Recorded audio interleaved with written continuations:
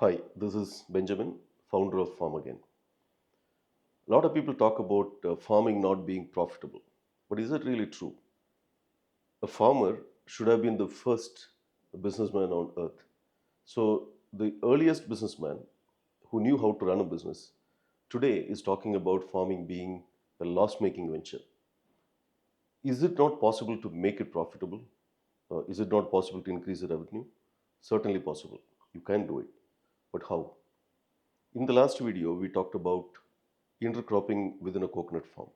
So you basically optimize the area available so that you plant more crops that are suitable and increase your revenue. But is intercropping the only answer? It is. But just by intercropping, are you going to get the maximum potential of each of those crops? No. The answer lies in precision farming.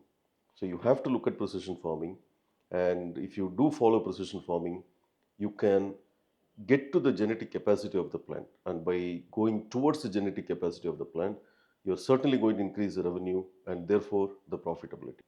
The first and foremost thing to look at when you talk about precision agriculture is design of your irrigation system. So, what is the purpose of an irrigation system? It is to supply the water and the nutrition to the root zone of the plants. That's the very purpose of irrigation. We have seen many different types of irrigation, starting with the flood irrigation, the tap system, sprinklers, rain guns, micro tubes. There are so many different types of irrigation, but the only irrigation system that can precisely take the nutrition and the water to the root zone is drip irrigation. That's the only system. So the drip irrigation is commonly called as pressurized irrigation system. So as long as you maintain the right pressure, obviously the water and the nutrition will be supplied to every part of the farm to the root zone precisely. So that's very, very important. But then how do you really maintain the right pressure? If you just plan your irrigation like, I'll keep one valve here and the other valve there very randomly, you are very unlikely to maintain the right pressure. The only way is to design it properly. So how do you design? For example, what we do is that we have uh, a hydraulic design software in-house. And what we use is one of the best in the world. And we also have the hydraulic design engineers in-house.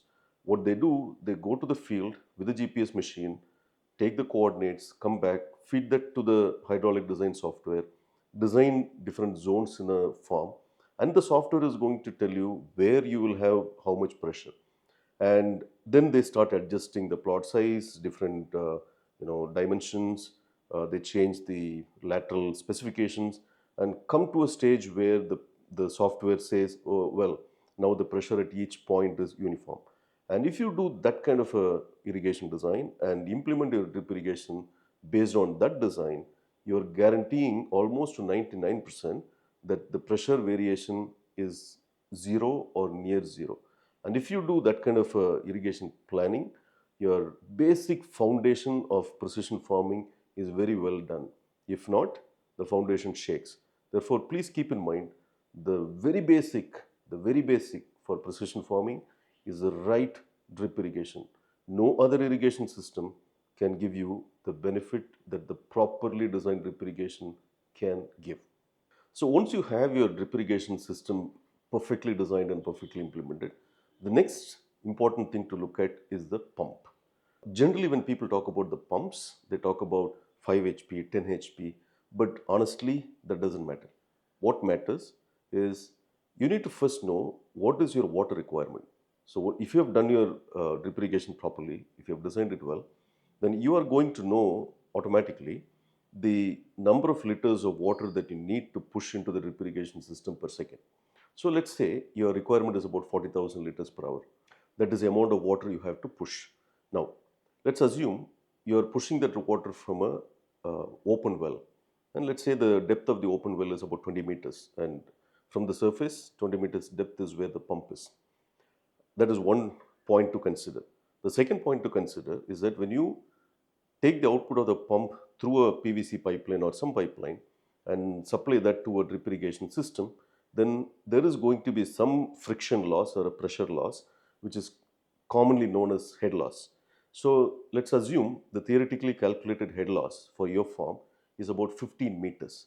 Already my pump is at about 20 meters deep, and I have calculated my head loss as 15 meters. So the total head is 15 plus 20, 35 meters. So what I need to look for is a pump that can supply 40,000 liters per hour water at 35 meters head. That is what is more important, not the HP. Please remember this. And if you really choose the right pump based on this calculation, then you are going to make sure your drip irrigation system, which was already perfectly designed and done well, is going to optimally perform. So the next thing is to look at the sunlight availability. They're very, very important because it is the sunlight that is absorbed by the plant during photosynthesis, and the sunlight is what is transformed into energy, and that manifests itself into different parts of the plant. So which means the growth of the plant is directly proportionate to the amount of sunlight that is available. So it is very important to optimize the availability of sunlight. If it is a vegetable crop, for example, we always recommend to have the beds in north-south direction. The simple reason is because when the sunlight goes from east to west, it is very likely that most of the parts of the plant will get an opportunity to optimally absorb sunlight, which is why we recommend north-south. Similarly, if you look at an intercrop, particularly in coconut farms, when you plan intercrops, it is very, very important for you to plan the plantation structure in a way all the plants can optimally get sunlight. If they don't get sunlight, then photosynthesis will be compromised. The growth and the yield of the plants will be also compromised. So sunlight is key for high production. So the next key ingredient to precision farming is raised bed farming. Very, very important because when you do a raised bed, the soil there remains porous. There is enough aeration taking place at the root zone. And why should we have aeration? Because you need the soil to be porous. And if you need the soil to be porous, there needs to be microbial activity. And if you need the microbes to be alive and active, they need food, which is organic carbon. But in addition to that, they need the right moisture, and also they need the right amount of air because they're all aerobic microbes, and that's the one that is in the on the topsoil. So to maintain porosity, you need microbes, and for the microbes to survive, they need proper aeration. And therefore, the raised bed method always gives best results. For vegetables, we generally recommend about a foot and a half height for the bed structuring. And today, if you go to Maharashtra, you can see a lot of new pomegranate farms with bed height of as tall as 2 meters, and they perform beautifully well. And my own personal opinion, if we find the right formula for coconuts, the right bed width and the height, in my opinion, the coconuts also must perform better than how it performs today. It needs to be tried for sure. So the next important thing to look at in precision farming is mulching. There are many ways of mulching. Natural mulching, some people do. You can do plastic mulching. There are two types of plastic mulching as well. You have the regular plastic, you have the biodegradable plastic, and then you have weed mat. So these are different means of doing that. The real purpose of mulching is not just weed control, but the white or silver top is going to reflect sunlight to the bottom of the leaves, and that is going to enhance photosynthesis. The next, uh, the area under the mulch is going to remain porous because there is no sunlight. And similarly, the water that spreads across the bed is going to remain in air water balance condition for a longer period of time. So there are multiple benefits of mulch. It's not just weed control. If you have a large plantation, um, you can actually use weed mat instead of mulch sheet.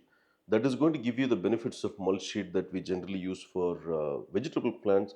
And in addition to that, the weed mat that is spread on the root zone is going to control the weeds too, by which you're essentially controlling or eliminating the competition on nutrition arising from these weeds.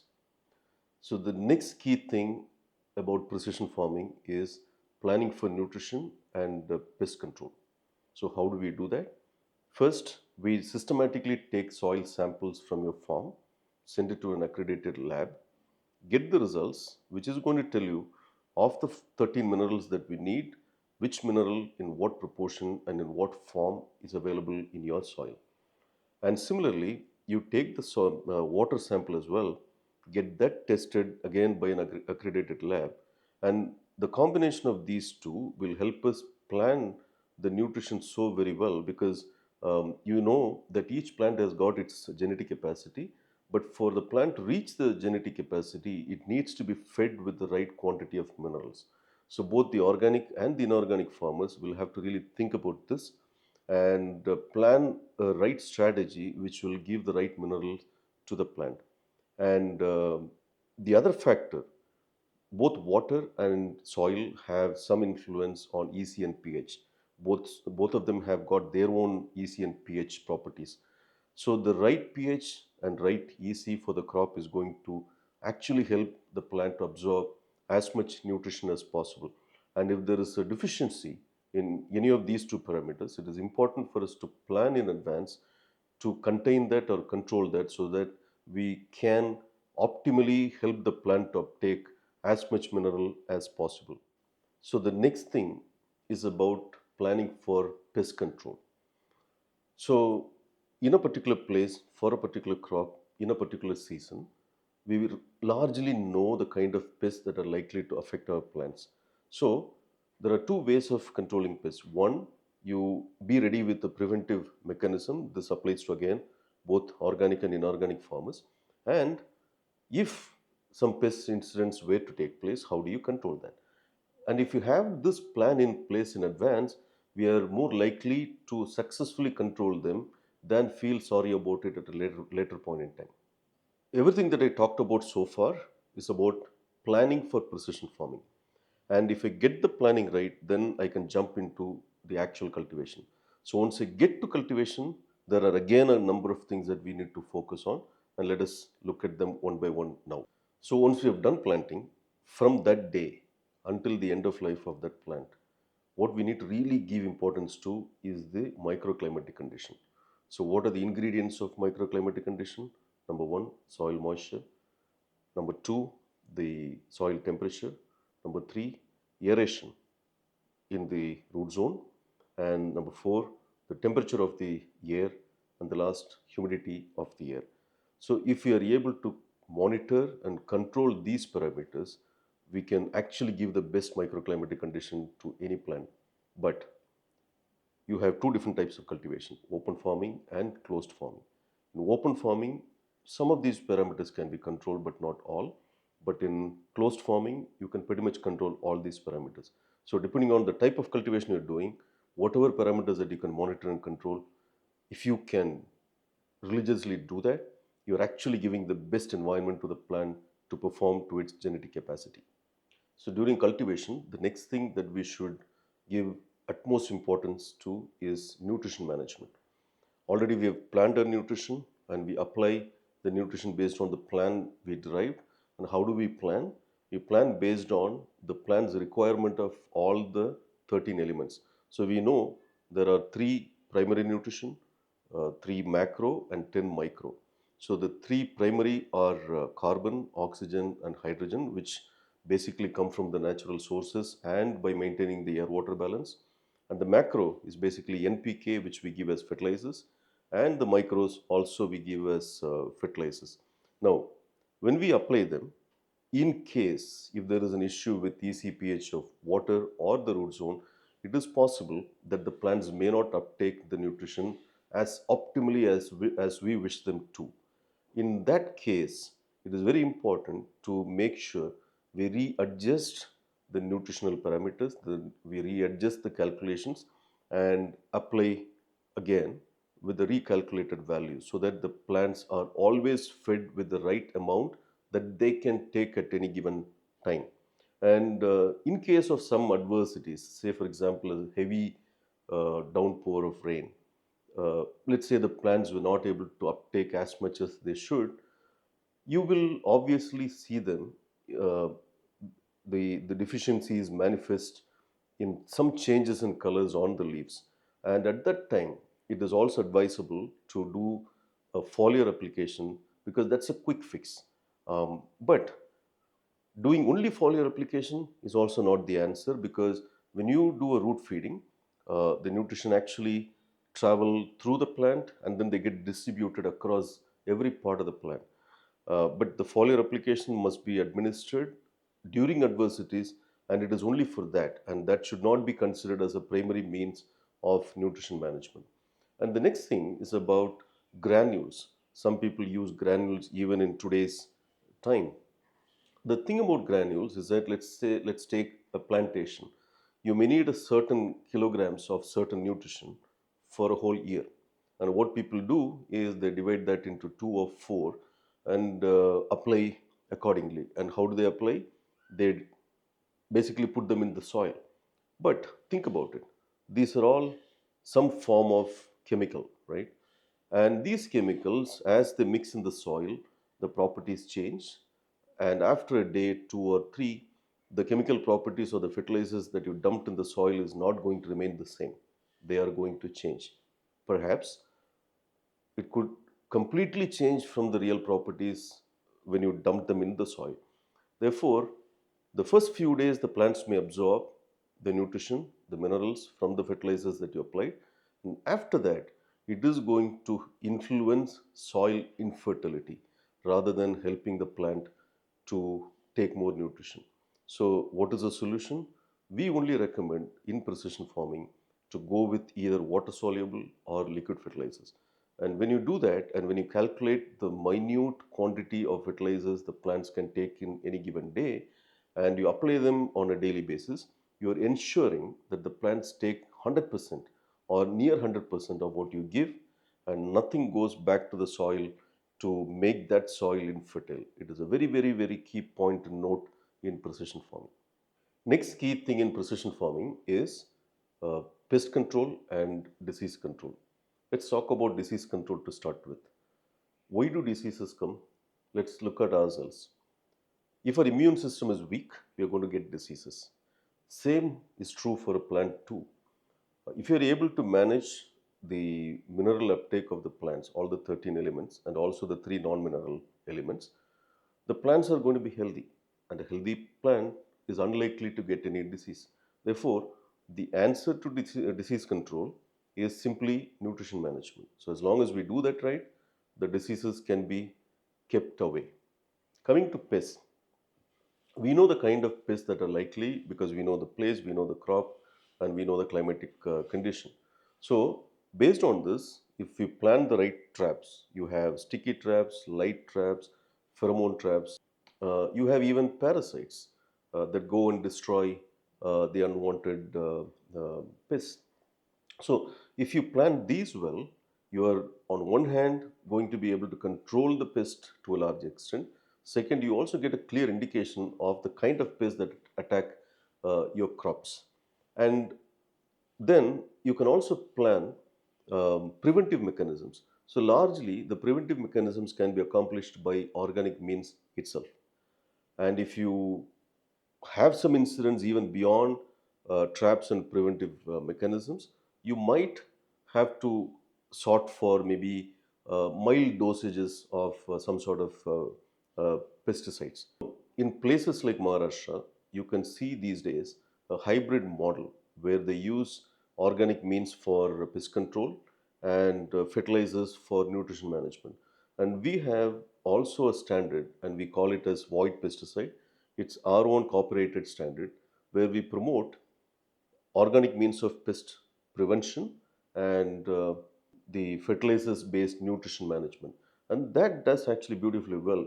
You're on one hand able to get the best yield, on the other hand, grow non toxic food, keep the pest away, and don't use any systemic pesticides, and still able to get a very good yield.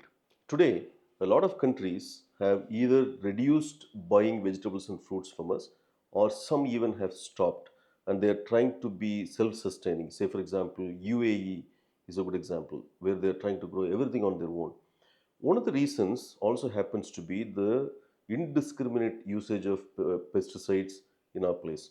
So, by following these precise methods, you will be able to reduce the usage of fertilizers and produce healthy food, which in turn is also likely to help us export more and make more revenue. Today, we have discussed at length about precision farming. How do you plan for it?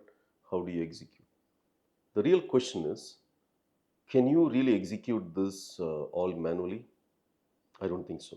Which is where technology becomes an integral part of farming. So today, there is a need to bring in technology. And our technology, Grotron, which is patented, also listed as one of the top 100 innovations of India in 2023, helps you actually do precision farming because Grotron is one system that can help you maintain the right moisture all the time and can help you in giving the nutrition in the right quantity to the right place at the right time. And it can even do easy pH corrections where necessary, essentially helping in every possible way of precision farming and help a farmer actually become very successful, make more revenue. And the way to make more revenue is to increase the productivity, and which is where Grotron helps. Today, we are not in a position to demand a price for our produce because that's how the market works. And there are maybe few farmers who may be successful in demanding and getting the price they want, but certainly not all. Therefore, the answer lies in improving the productivity, hence revenue is more, and therefore the profitability is more, which is where Grotron plays a vital role. And for those of you who would want to get some help right from planning to execution, we are there to help you. We have experts in house who can help you with all facets of precision agriculture. For those of you who are thinking about getting into precision farming and improve revenue, I think today's discussion was useful. And I'm sure you have friends who would also want to increase revenue by adopting precision farming. Please do share this video with them. And we are going to release more videos of this nature, purely focusing on how to improve the revenue. And if you would like to get notified of those new videos, please do subscribe. And until we meet again in another video, thank you. See you later.